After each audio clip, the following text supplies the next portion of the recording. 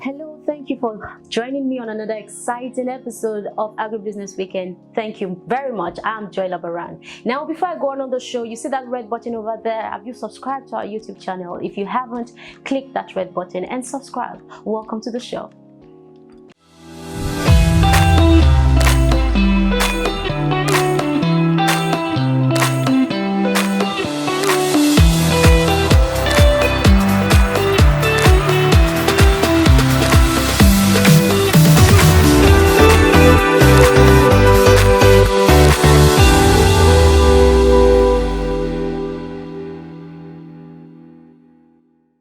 Welcome back. Following the trend of the 29-year-old agripreneur who got spotted by the African Development Bank and is currently the face of motivation for Nigerian agriculture.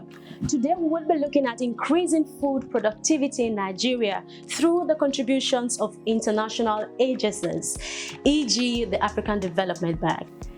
On set with me is the CEO of Atobs Farms, Mr. Ayotomiwa Yinka. Thank you very much for being on set with me. Thanks for having me. And you're welcome to the Agribusiness Weekend show. Now, I imagined, how dare you leave your banking job for agriculture? What inspired you to take that action? Well, I've always had a passion for agriculture. Oh, really? Yeah, that's the truth. Now, contrary to the notion of Nigerian youth, now, agriculture is for the poor, the hoes and the cutlasses, which so many persons would not want to be identified with. So what spurred you? Well, I remember the day I tendered my resignation letter.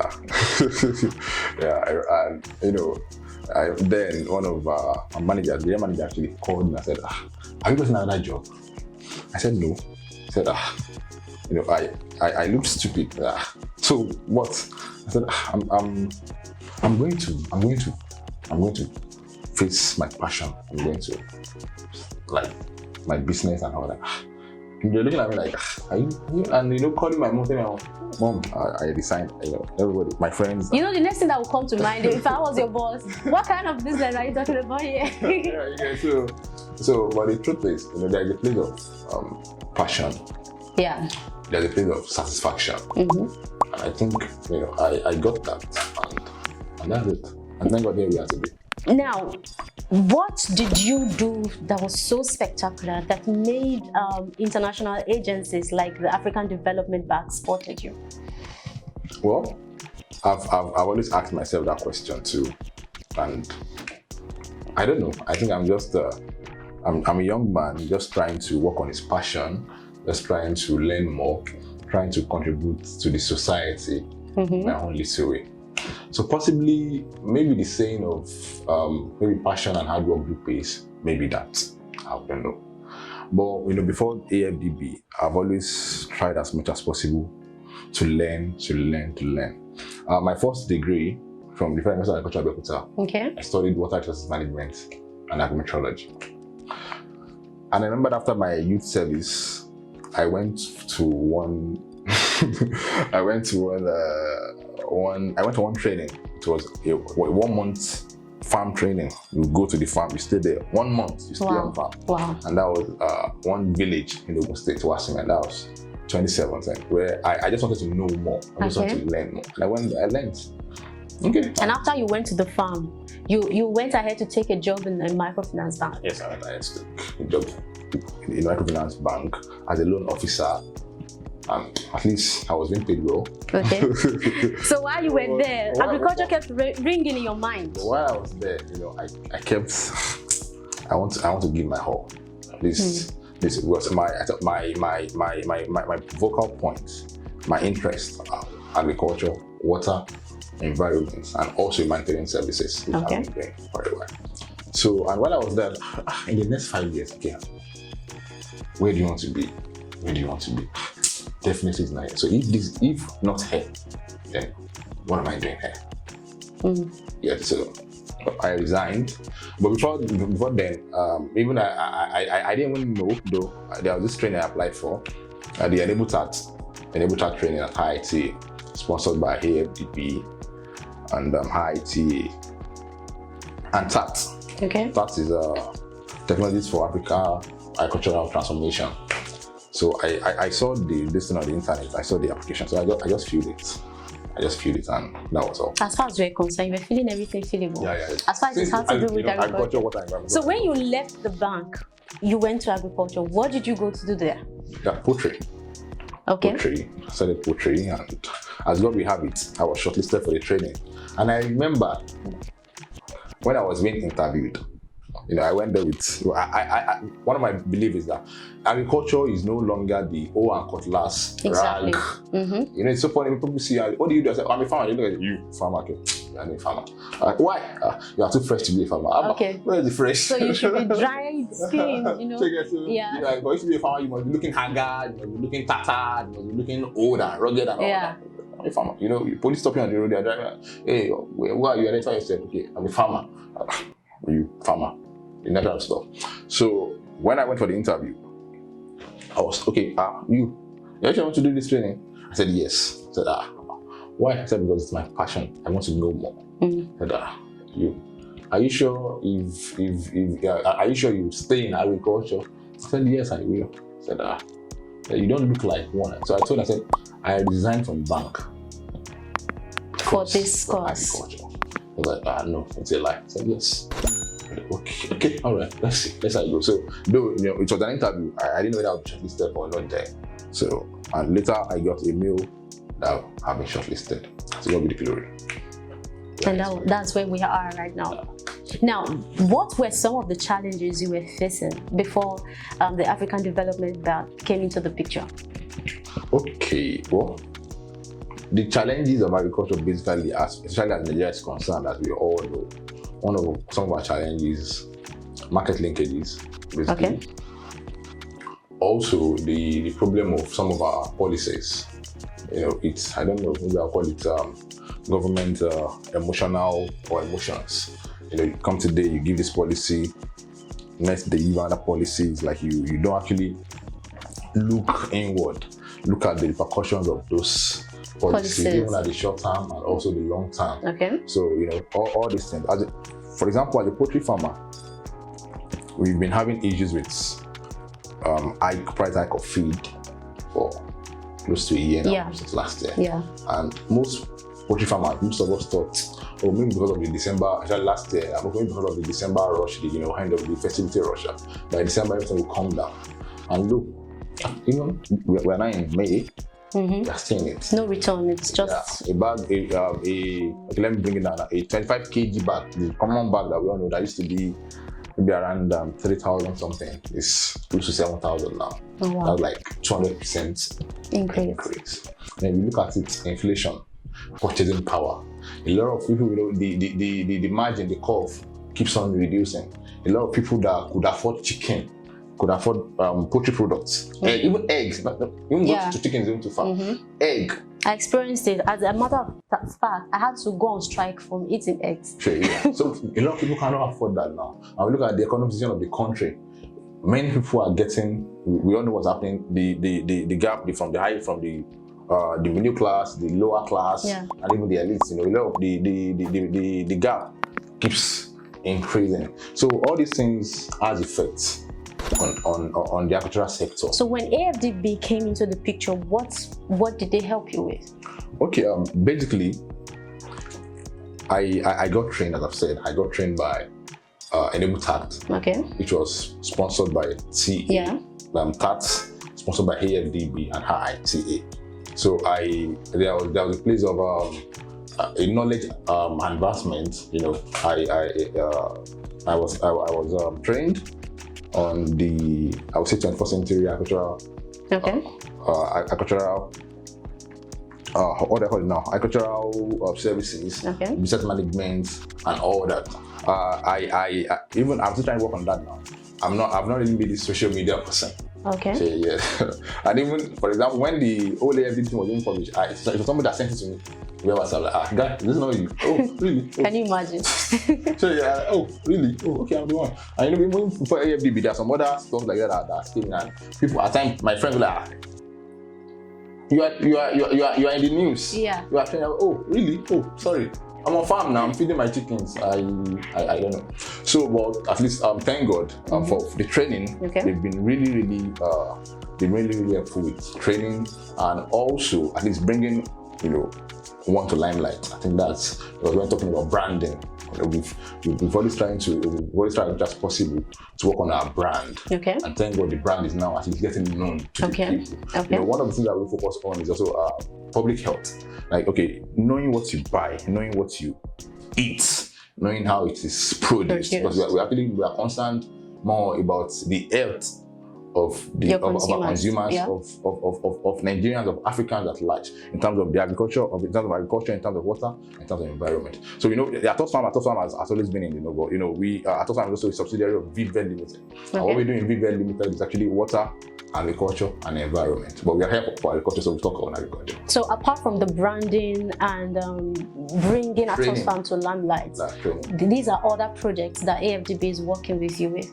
Okay, at the moment we are in the talking phase of some things, and as soon as it becomes fruitful, definitely we'll know about the world is going to hear it. Yes, definitely. Now let's come down to agriculture in general. Are there policies that you think should be put in place to make sure that agriculture becomes interesting for both private bodies to really invest in?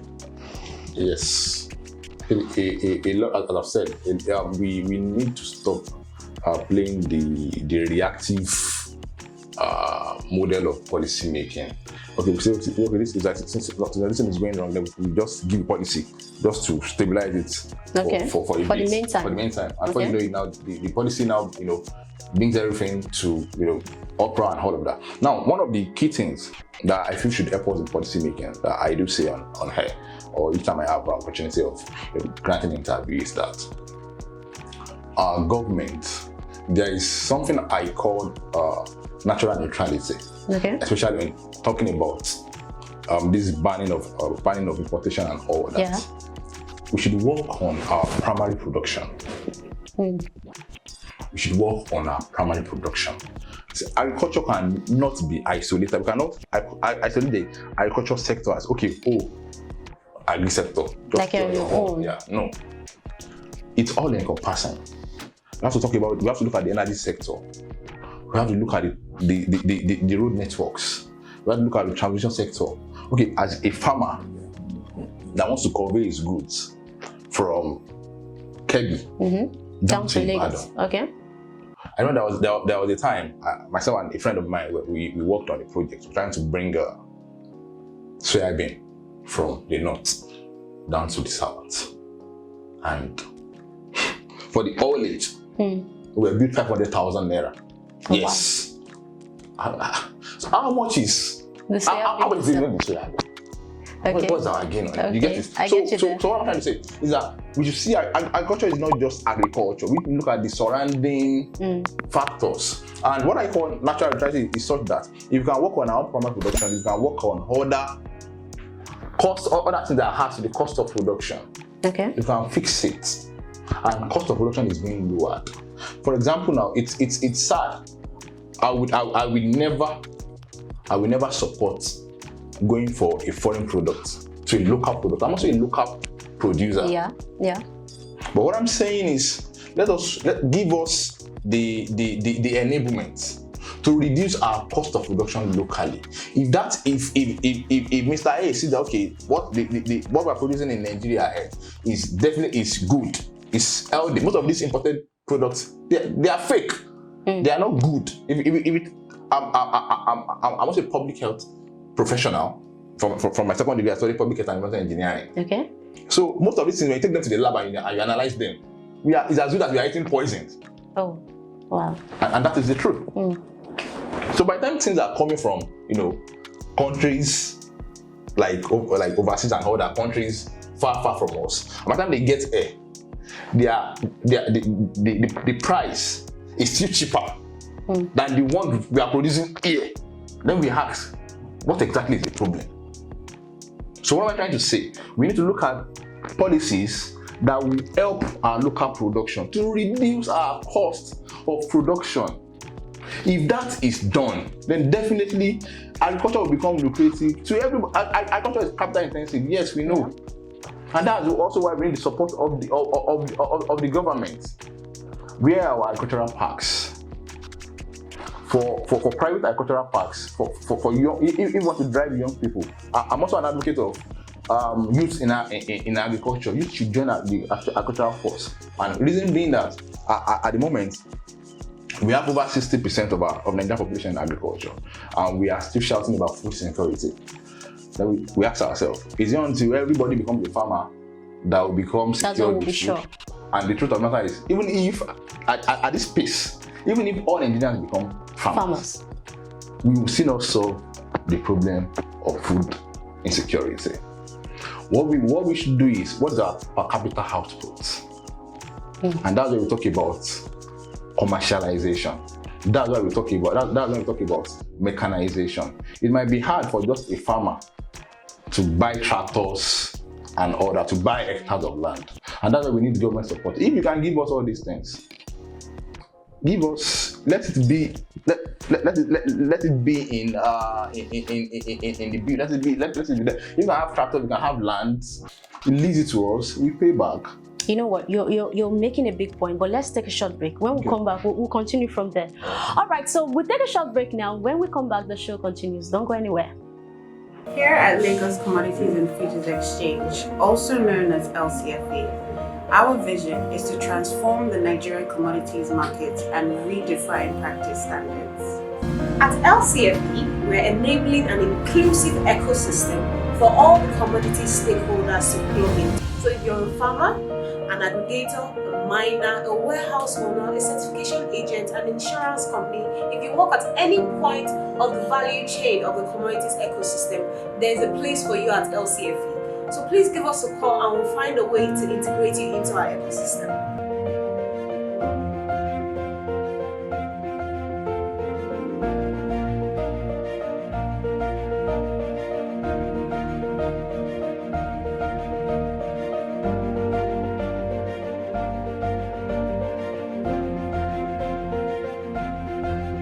Hello, my name is Dumola Shodeke, CEO of Atobs Farms, and I'm here live on Agribusiness Weekend program.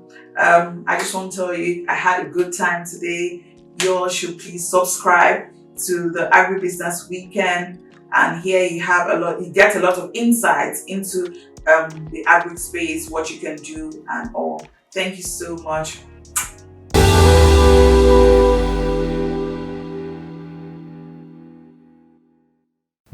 Welcome back. You're still watching Agribusiness Weekend, your favorite show about agriculture, and Ayotomiwa is still on set. Now, Yinka, before we went on the break, I could see the passion with which we were expressing. No, I'm serious. I could see the passion with which you were expressing how you want the government to really come, take responsibilities to help farmers in Nigeria.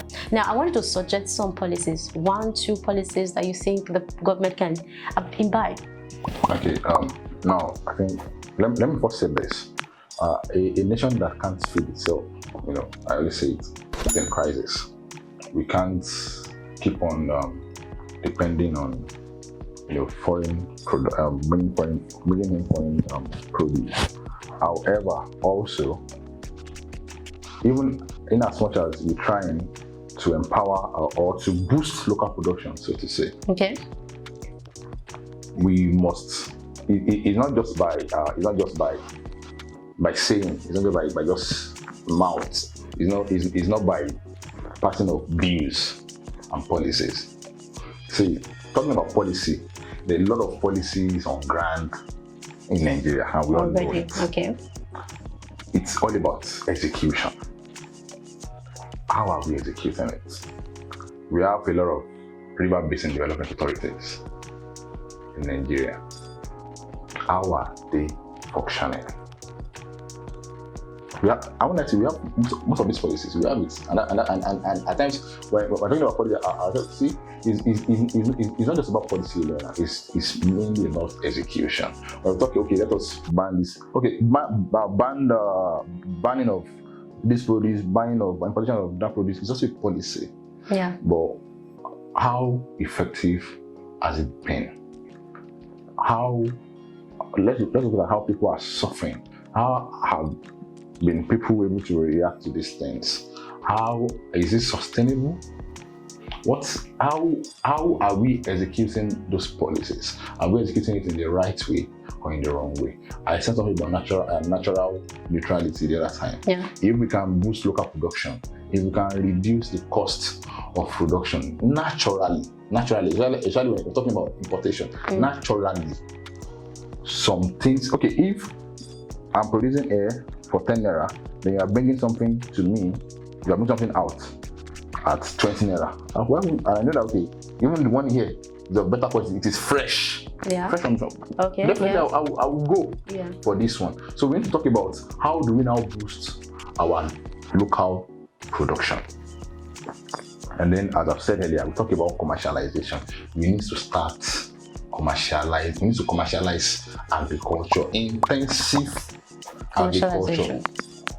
And you know, most of the things we are fine. I wouldn't say the government is not trying, they are trying, but they need to actually do more. Most of the landmark achievement that we've seen so far is just like, you know, talking about AFDB, talking about Henebutas, talking about Haiti. All these are institutions. These are foreign. If you look at it, these are actually foreign institutes and all that. And they, in their own little way, they've come to Nigeria to help. However, we need a better enabling environment from Nigeria itself, from the government. So what you're saying is we need our policies to effectively work for Nigerian farmers. Work for us, work for the challenges on ground. I was talking about the River Basin Development Authorities. You know, we have a lot of them. But here, let's talk about Southwest. As far as I'm concerned, I've been to Ahijire Dam, I've been to Keregoch Dam, I've been to Onyo Dam. These are dams in Southwest Nigeria. And each time I ask myself, what are we doing here? How many tons of food of produce is coming from this axis? How far have we gone with irrigation? We're talking about 21st century agricultural farming system here. It's no longer the one cutlass of 1967. We're talking about industrialization. We're talking about intensive. We're talking about digital agriculture. I can be in my sitting room and I should be able to monitor what is happening on my farm miles away. I should be able to stay on my farm and have a field that I'm in the city. These are the things that will drive the youth into agriculture. Talking about data, it's over 60% of it's over 60, I think even close to 80% of those in agriculture are above 60 years old. The strength, the innovation, the creativity is no longer even if it's still there, you cannot compare it to a 20, 30-year-old, 40-year-old person that is in agriculture. And this is what we are saying. However, these are things that will drive the 20-year-old, the 30-year-old person into agriculture. Why? Because everybody also wants to live. Everybody wants to live as being in the 21st century. I want to live fine. I want to live good. I want to live healthy as a young man. So this is what we are talking about. So let us put in not those policies now, but execute those policies such that it will have a reflection on the sector, it will have a reflection on our economy, it will have a reflection on our growth. Thank you very much, Yinka. All right, so we've come to the game part of the show. Yes. Yinka, you've been talking so seriously, so passionately, so I want us to have some fun. Okay, all right. Okay, so we have 10 questions on our list. Okay. And randomly, I want you to pick 3 questions. Okay. Yes. So let me get your first number. Let's start from 1. Number 1. If you have an opportunity to sing your best song, what would you sing? Right now? Yeah. Okay.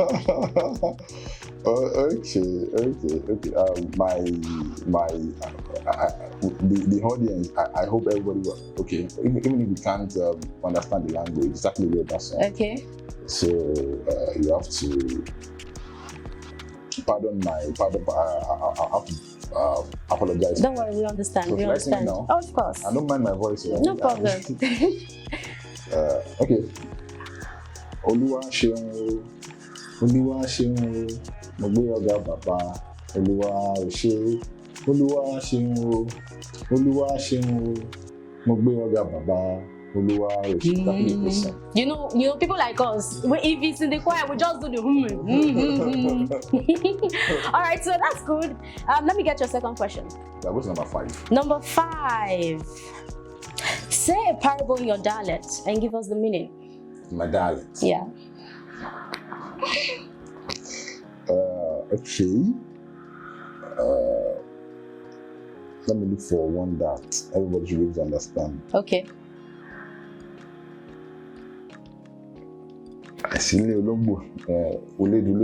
Sorry, can you say that again? It's not like I understand, but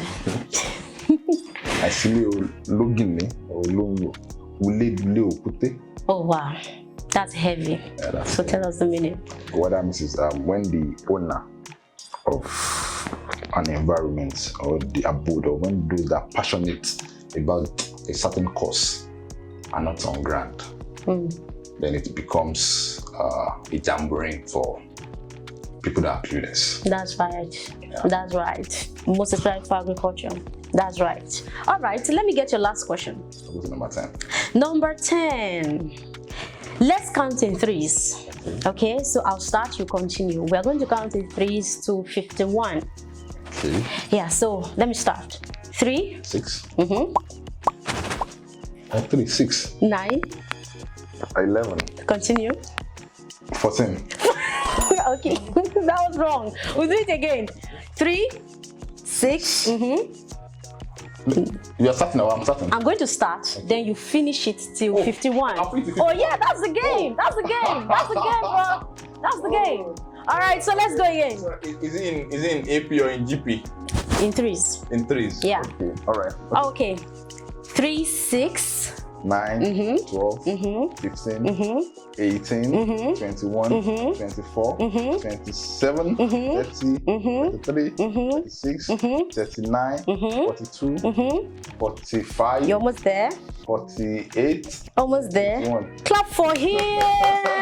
That's amazing. Thank you very much, Yinka, for being on set with me thanks for today. having me. I'm so honored to have you.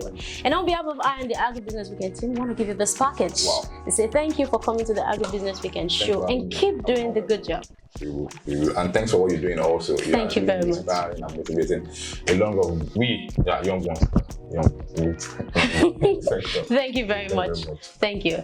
All right, so this is where we draw the curtain on today's episode of Agribusiness Weekend. Do us to follow us on all our social media platforms and subscribe to our YouTube channel. So like I always say, you'll be first to get notifications on the Agribusiness Weekend platform. Till I come your way next time, watch out for this episode. It's gonna be so inspiring. I'm Joy Labaran, and bye for now.